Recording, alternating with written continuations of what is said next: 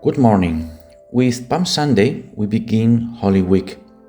Jesus enters Jerusalem for the last time because this time he won't come out again. The hour of darkness is approaching. Was Jesus the unaware victim of a Jewish plot, of a political misunderstanding between Pontius Pilate and the Jewish authorities? Or did he really want to give his life willingly for the salvation of mankind? The Gospel offers us some clues to clearly demonstrate that Jesus wanted to give his life. Let's go in chronological order through these clues. First, on several occasions, Jesus had announced to his 12 apostles that in Jerusalem he was going to be killed.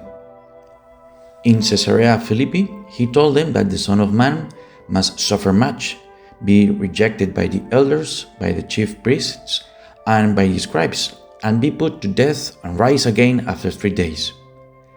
If Jesus had remained in Galilee, in the north of Palestine, he couldn't have been in any danger. Why? Because the Sanhedrin had no jurisdiction there. Jesus wanted, on his own initiative, to go to Jerusalem, knowing what was going to happen to him there. Second, days before Palm Sunday, Jesus had said, "I lay down my life for the sheep. The Father loves me because I lay down my life in order to take it up again. No one takes it from me, but I myself lay it down.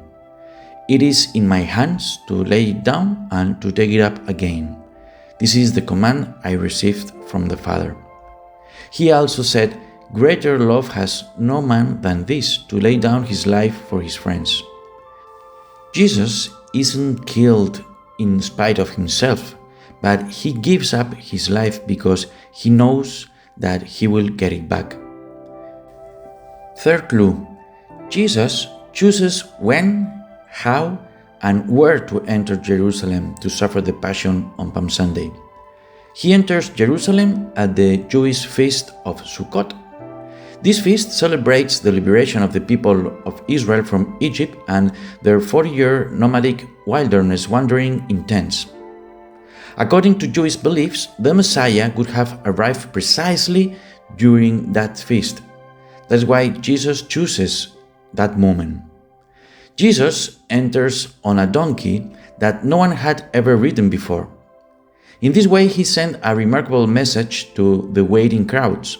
He was the Messiah prophesied by Zechariah 500 years earlier. "Rejoice greatly, O daughter of Zion! Shout, O daughter of Jerusalem! Behold, your king is coming to you, righteous and Savior, humble and riding of an ass, on a colt, the foal of an ass." Jesus enters through the eastern gate of the temple.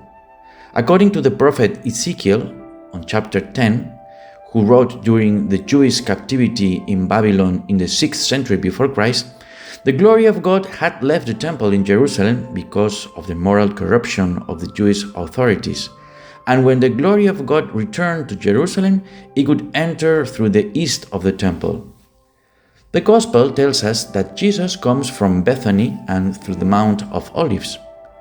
Whoever has been in Jerusalem knows that this is the east of the temple. Jesus entered the temple through the eastern gate, through which, according to the prophecy, the Messiah and the glory of God would enter to re-establish the presence of God in the midst of his people. Fourth, let's move on to Thursday, the day of the Last Supper. Of that event, I highlight 3 things. First, it's a Jewish Passover meal, but strangely, they don't eat any lamb, which is what was consumed at the Passover meal. Why? Because Jesus is the true lamb that is going to be sacrificed. Second, before Judas goes out to fulfill his betrayal, Jesus turns to him and says, "What you must do it quickly."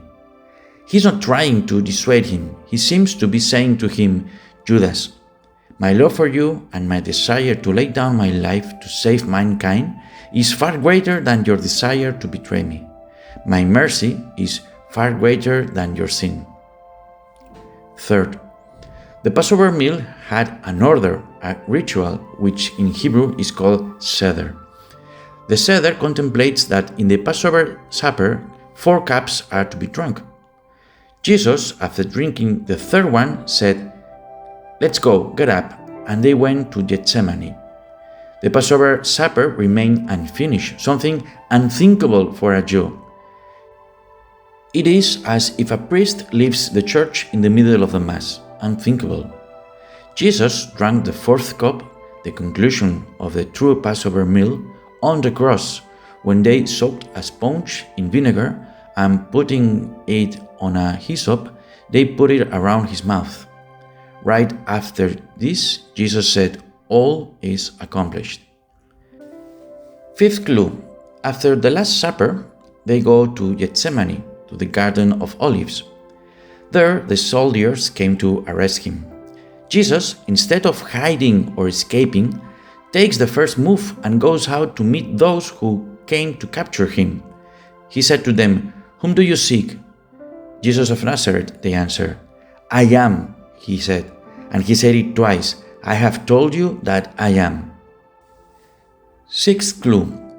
They take him to the house of Caiaphas late at night for the religious trial. A trial clearly illegal, invalid. The book, The Assembly That Condemned Jesus Christ, written by 2 French priests converted from Judaism, counts up to 27 illegalities. Among others, the following. The Sanhedrin could neither judge nor meet on the Sabbath nor on a feast day, nor could it do so on the eve of the Sabbath or a feast day.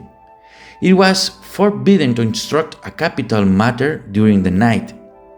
The witnesses had to be at least 2, and they had to testify independently and in the presence of the accused.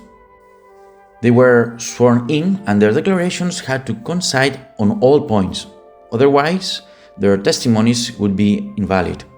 For example, if someone was accused of the very serious crime of idolatry, and one witness said that the defendant worshipped the sun, and another that he worshipped the moon, the accusation was dissolved. In the Gospel, we read that the trial was at night and that the witnesses were contradictory and they were not separate. If a death sentence was being debated, it could only be pronounced the day after the trial, not in that same session. Jesus is condemned to death right there. In addition, the judges had to meet in pairs to re-examine the case. In order to approve the death sentence, the votes in favor had to outnumber by 2 the votes against the sentence. The members of the Sanhedrin passed the death sentence without deliberation, on the spot, without waiting for the next day, and in a tumultuous manner. The 2 scribes who recorded the votes didn't appear either in the Gospel. There is a key moment when Caiaphas asked Jesus the following question: "I command you, by the living God, to tell us if you are the Messiah." Why does Caiaphas ask this question? Because he realizes that the witnesses are contradictory and are not enough for the conviction. So in the end, he decides to waste the last bullet with that question. A question that, moreover, was also illegal. Witnesses were forced to swear to tell the truth, but not the accused person, because he was put in the alternative of perjuring or accusing himself. Jesus knew that that trial and that question was illegal. If at that moment he had remained silent or alluded to the illegality of the trial, that night he would have gone back to sleep peacefully with his apostles. 7th clue. Jesus, in the dialogues with Pilate, could have taken advantage of this to free himself from execution, but he didn't. "My kingdom is not of this world. If it were, my own guards would fight to prevent the Jews from arresting me, but my kingdom is not of this world."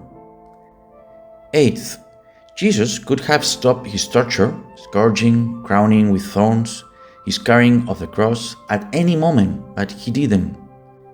In the Passion, we contemplate a Jesus, from human eyes, completely defeated by evil. However, it's the other way around. In fact, It was Jesus who was completely overcoming evil.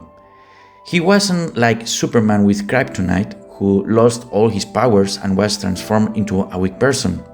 No, Jesus hadn't lost his power.